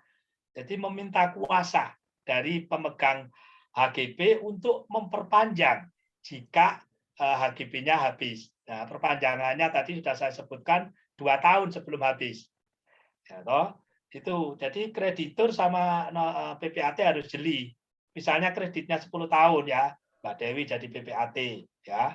Kemudian harus dilihat ini Mbak Dewi Nawanggulang harus dilihat sertifikatnya, utangnya berapa, taruhlah 500 juta, jangka waktunya berapa, 10 tahun, HGB-nya sisanya tinggal berapa, 5 tahun, ya sudah, HGB itu bisa diperpanjang, dan pemegang HGB lama punya hak prioritas, yang perlu dipahami, ya, punya hak prioritas untuk didahulukan. Nah, ketika diketahui begitu, maka pertama, surat-surat yang harus dibuat untuk melengkapi itu, di samping dibuat APHT, didaftarkan menjadi sertifikat hak tanggungan, dibuat juga surat kuasa memperpanjang HGB manakala HGB itu hapus. Jadi surat kuasanya dari siapa? Dari pemegang HGB kepada kreditur selaku penerima hak tanggungan atas HGB tadi. Nah, pertanyaannya gini, kalau lupa gimana? Wah, itu sudah. Lupa itu juga sesuatu yang tidak bisa dihukumi ya. Mas Umar ya, sholat aja kalau lupa juga nggak apa-apa, kan begitu kan? Memang tetap harus mengganti, mengkodok kan gitu ya. Nah, jadi kalau lupa gimana? Ya itu otomatis ya semuanya tergantung dari ini pendekatan. Jadi bank ini nanti akan meminta kepada kantor pertanahan, tentunya dengan persetujuan dari siapa pemegang HGB yang sudah habis tadi, untuk meminta perpanjangan dan menggunakan hak prioritas, ya, hak prioritas agar diberikan perpanjangan terhadap HGB yang sudah mati tadi. Nah, di mana kalau misalnya tidak diperpanjang, ya sudah, tanah itu menjadi tanah negara. Itu ada itu di peraturan tentang HGB. Jadi jika tidak diperpanjang, ya, baik 2 tahun sebelumnya atau 2 tahun setelah itu mati, ya, masih ada jangka waktu 1 tahun, ya. Misalnya HGB-nya mati tanggal 23 November ini, ya. Dalam jangka waktu 23 November sampai 1 tahun ke depan itu masih dimungkinkan, ya, dimungkinkan untuk meminta perpanjangan. Tentu dengan mungkin membayar denda, keterlambatan dan lain sebagainya, masih dimungkinkan. Nah, persoalan dikabulkan atau tidak itu kan urusannya nanti kantor pertanahan, tapi masih dimungkinkan. Nah, jadi intinya kalau ditanyakan gimana hak tanggungannya kalau misalnya HGB-nya habis, ya sudah, hak tanggungannya juga hapus, Pak. Ya, itu. Nah, kemudian kalau misalnya diperpanjang dan diterbitkan diterbitkan HGB baru. Gimana? Perlu dibuat APHT lagi atau enggak? Ya, ada yang mengatakan tidak perlu karena pihak kreditur bank itu tetap menguasai sertifikatnya. Tetapi ada juga yang mengatakan harus dibuatkan APHT dan sertifikat hak tanggungan baru karena apa? Yang pertama sudah hapus. Ya, kalau tidak dibuatkan sertifikat yang pertama yang sudah hapus tadi, sertifikat HT sama sertifikat HGB-nya yang sudah hapus tadi, ya, itu tidak bisa dijadikan dasar untuk eksekusi. Ya, itu monggo, itu pilihan-pilihan saja. Jadi memang idealnya kalau misalnya HGB-nya sudah mati, lupa atau apa, kemudian ternyata mengajukan permohonan baru dikabulkan, ya, untuk amannya dibuatkan APHT baru. Tapi kalau jangka waktu kreditnya tinggal sedikit, ya tergantung aja lah antara kreditur dengan debitur gimana ini enaknya, kan gitu. Jadi kalau jangka waktunya tinggal sedikit, soalnya membuat APHT dan mendaftarkan sertifikat hak tanggungan baru itu biayanya juga tidak sedikit, cukup mahal. Bisa nggak misalnya dibuatkan SKMHT? Bisa. Tapi SKMHT harus dilihat. Kalau kreditnya itu besar, ya lebih dari 250 juta, ya maka jangka waktunya cuma 1 bulan. Ya, tapi kalau kreditnya itu misalnya kredit tertentu, jumlahnya kecil, tidak sampai 250 juta, bisa berlaku SKMHT itu sampai masa perjanjian kreditnya berakhir. Saya kira itu, Mas Mukhtar. Jadi ada alternatif untuk penyelesaian persoalan-persoalan ini. Monggo, silakan. Oke. Mungkin Mas Iki ada yang mungkin ada lagi di chat atau yang langsung, silakan. Ya, ini yang bertanya Muhammad Rezeki nih, Prof, alumni. Izin Prof bertanya. Mas Rizky. Ya. Saya Prof. Ya, mohon izin melanjutkan yang tadi. Berarti kan kebetulan saya juga bekerja di Bank Syariah Indonesia sebagai legal officer ya Prof. Ada beberapa case yang termasuk case, salah satunya case tadi itu.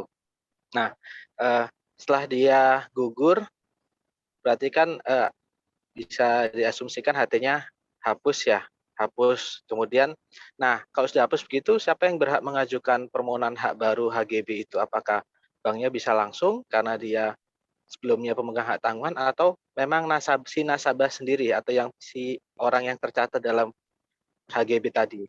Mohon arahan petunjuk, Prof. Terima kasih. Baik, terima kasih Mas Rizky. Wah, ini konsultasi hukum ini ya. Konsultasi hukum itu beda ini Mas ya, bisa dilanjutkan di kantor ini ya. Mas Rizky, jika hak atas tanah hapus, yang mengajukan permohonan itu adalah pemegang yang semula. Tadi saya katakan, apakah kreditur atau bank bisa mengajukan? Bisa, tapi harus punya kuasa kan. Ya, itu. Jadi makanya untuk hal-hal ini, pertama, untuk hak tanggungan di atas HGB atau hak pakai, ya harus dilihat masa berlakunya hak itu. Kalau hak milik tidak usah dilihat karena hak milik itu berlaku terus, ya. HGB atau hak pakai harus dilihat, tinggal berapa tahun. Nah, kalau misalnya, ya itu tadi saya katakan, kalau lalai, ya sudahlah, susah.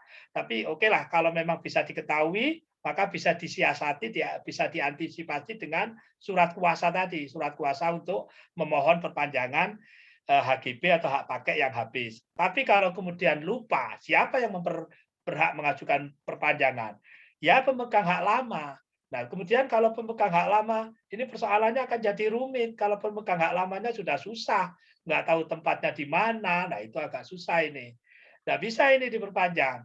Kecuali kalau misalnya pemegang HGB yang lama bisa diketahui, oke lah, saya nggak mau ribet-ribet, sudah tak kasih kuasa untuk ngurus perpanjangannya. Jadi misalnya kreditur bank ini, taruhlah Bank Syariah, diberi kuasa oleh pemegang HGB untuk memperpanjang ke kantor pertanahan. Berdasarkan kuasa itu bisa dilakukan permohonan perpanjangan. Jadi, nah, tadi sudah saya sebutkan, kalau kemudian sudah dilakukan permohonan dan dikabulkan, kan ada sertifikat HGB baru, nomornya juga baru, ya toh? Nomor yang pasti sertifikat lama sudah hapus, nomornya baru. Nah, karena mati kan awalnya, nah, karena mati diberikan HGB baru, nomornya baru. Nah, persoalannya itu disimpan saja. Kalau misalnya tadi saya katakan jangka waktu kreditnya tinggal 1 tahun, nggak usahlah dibuat APHT baru ya, karena memang tinggal 1 tahun ya. Tapi kalau masih lama ya sudah dibuat APHT baru aja. Tapi kalau memang mau lebih aman, yang aman itu memang dibuat APHT baru ya. Kemudian keluar HT baru, sertifikat HT baru. Tapi kalau ini demi efisiensi dan apa itu mungkin ekonomis dari sisi biaya, mungkin ya cukup SKM HT. Saya kira itu yang bisa saya sampaikan. Jadi yang bisa mengajukan permohonan itu adalah pemilik lama. Itu ada yang namanya hak prioritas itu ya, pasti akan diprioritaskan. Tetapi kalau sudah lebih dari 1 tahun ya, biasanya pemerintah akan mengambil alih itu karena memang sudah otomatis itu menjadi tanah negara. Ya, saya kira itu Mas Mukhtar, Mas Rizky. Terima kasih, Prof. Terima kasih. Oke, sama-sama. Pak Umar.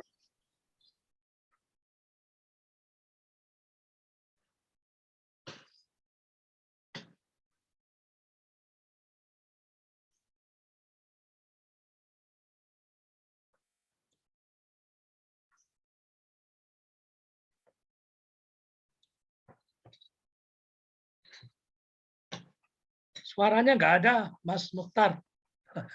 Nggak tahu yang lain dengar nggak? Sorry. Ya, iya ini. Mungkin di apakah ada audiens lain yang mau bertanya kepada Prof. Hoidin? Ayo, silakan. Ini saya lihat ada Angel. Angel? Ya, Mbak Angel. Tanya enggak?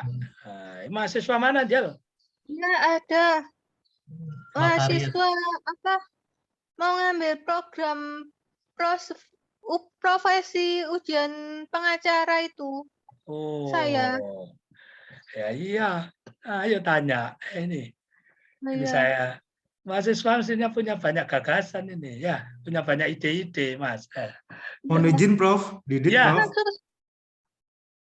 Mohon izin untuk nomor Ya, putusan yang silakan Prof ke sampaikan Mas tadi, Mukhtar, Prof. ke moderator. Ya, monggo Mas. Mas Didit. Siap, Pak Umar. Mohon izin, Prof, minta kejelasan nomor putusan yang Prof sampaikan tadi, Prof, yang jadi jurisprudensi tadi, Prof. Siap. Oke. Saya harus nyari dulu, nanti saya kasih ya. Mungkin bisa lewat Mas Umar atau Pak Agus Sekar, nomor putusannya lengkap itu ada itu kasusnya. Baru kok, ini baru selesai saya ACC uji apa itu tesisnya. Ini sudah dia membahas soal itu. Ya, nanti saya kasihkan. Oke. Makasih Mas Didit. Saya cuma tanya itu aja, nggak tanya kasus. Siap, apa-apa. terima kasih, Prof. Ya, mungkin ada audiens lain yang mau bertanya kepada Prof, karena kita keterbatasan waktu juga. Bertanya, Prof, Pak Umar. Oke. Ya. Untuk menjadikan jaminan suatu hak atas tanah yang adalah harta bersama itu kan memerlukan izin dari suami istri ya, Prof. Pertanyaan saya adalah bagaimana jika salah satu pasangan itu adalah orang asing, Prof? Misalnya contohnya itu untuk menjaminkan hak milik gitu, Prof. itu apakah orang asing itu bisa memberikan izin? Karena pada dasarnya menurut UPA kan orang asing tidak dapat memiliki hak atas tanah itu, Prof. Terima kasih.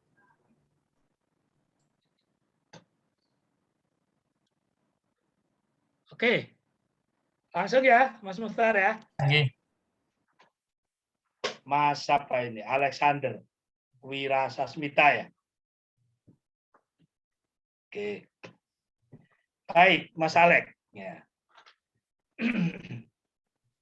Orang asing tidak boleh punya hak milik, tidak boleh punya HGU, tidak boleh punya HGB.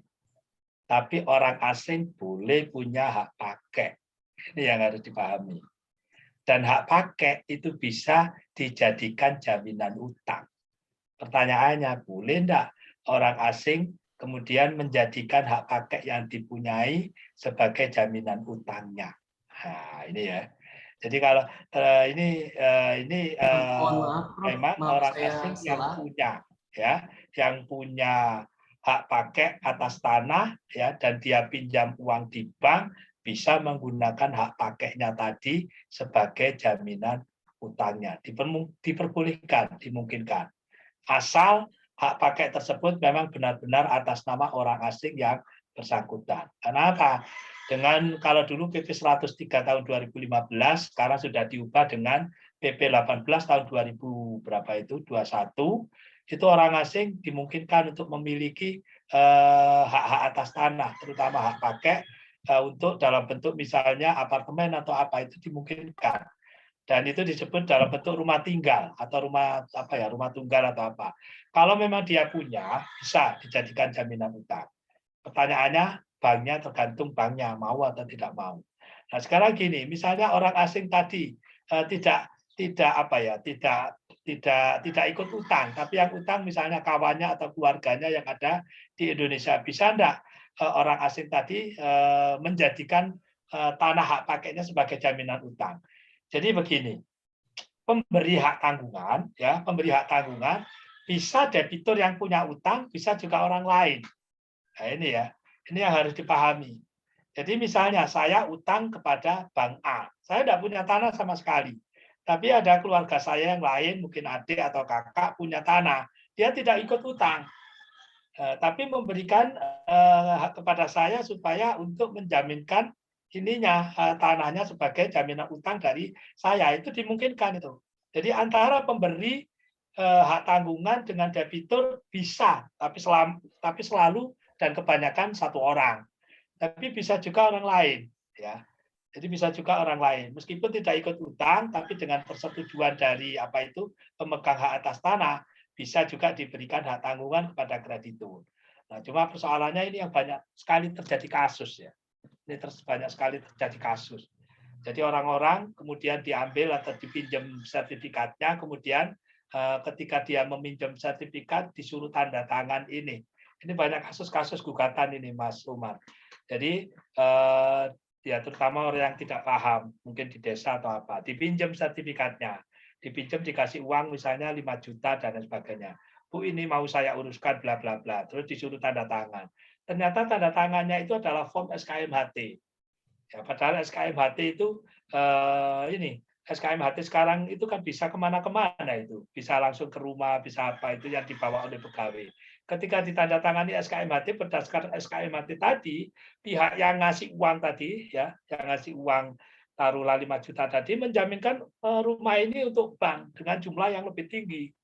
Nah, tahu-tahu ketika kreditnya macet tidak dilunasi. Nah, ya, ketika tidak dilunasi dan mau dieksekusi, pihak pemilik sertifikat, pemilik rumah tadi bingung loh. Saya tidak pernah pinjam kok langsung di ini. Nah, itu persoalannya ternyata di situ. Inilah yang menjadi persoalan. Kenapa pemberi hak tanggungan tidak selalu harus debiturnya, bisa juga orang lain.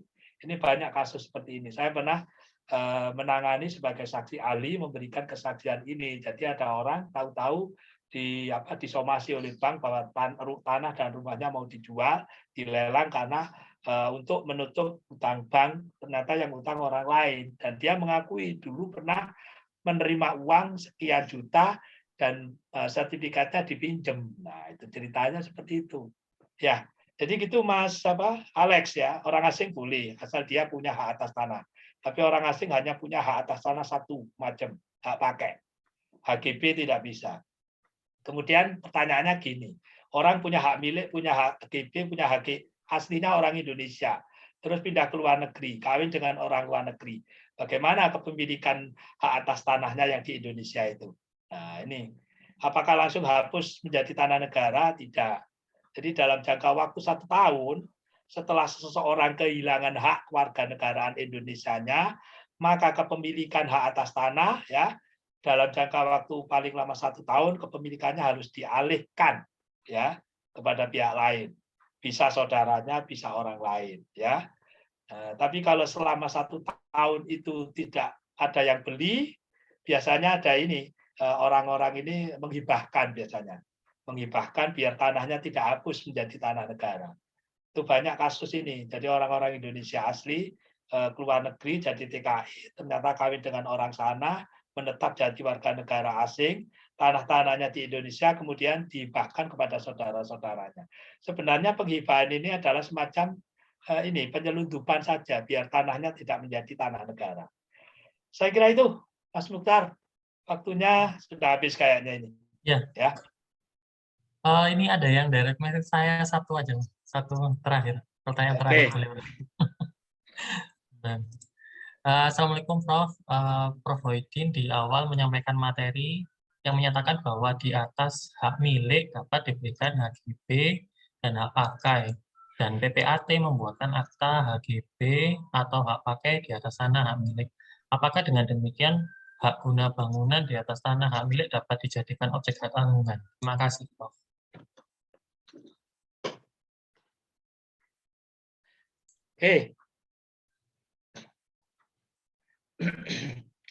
Jadi HGB ya tadi saya sebutkan bisa di atas tanah negara langsung, bisa di atas tanah HBL, bisa di atas tanah hak milik. Ya, untuk HGB di atas tanah hak milik bisa tidak dijaminkan. Nah ini jawabannya tergantung dari perjanjian pemberian HGB di atas hak milik. Kalau di dalam perjanjian itu pihak pemegang hak milik memberikan izin atau membolehkan HGB-nya nanti dijadikan jaminan utang, maka itu bisa dilakukan. Tetapi kalau tidak ada klausula bahwa HGB-nya nanti boleh dijaminkan, maka tidak bisa dijadikan jaminan utang. Jadi itu. Karena apa? HGB di atas hak milik itu tergantung kesepakatan antara pemegang hak milik dengan penerima HGB-nya. Oke, kamu saya kasih HGB, tapi nanti jangan dijaminkan. Kenapa? Kalau dijaminkan nanti kalau disita saya susah, bisa saja seperti itu. Diatur tidak diberikan hak untuk menjaminkan. Jadi jawabannya tergantung dari perjanjian pemberian HGB di atas hak milik. Siapa yang membuat perjanjian itu? PPAT ya. Jadi ada PPAT perjanjiannya dalam bentuk pemberian HGB di atas hak milik itu ada. Dari perjanjian yang dibuat oleh PPAT tadi, maka kemudian didaftarkan ya. Berdasarkan akta pemberian HGB di atas hak milik tadi, kemudian didaftarkan di kantor pertanahan. Dari pendaftaran itu maka kemudian lahirlah sertifikat HGB-nya. Ya, itu tadi. Pertanyaannya. Terus kalau misalnya dijual boleh enggak HGB-nya tadi?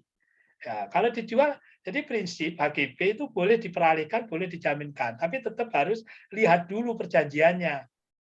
Kalau di dalam perjanjiannya HGB-nya diberikan 30 tahun, kalau HGB di atas hak milik itu tidak diperpanjang ya. Taruhlah diberikan 30 tahun, boleh dijual. Kalau memang boleh, tidak apa-apa.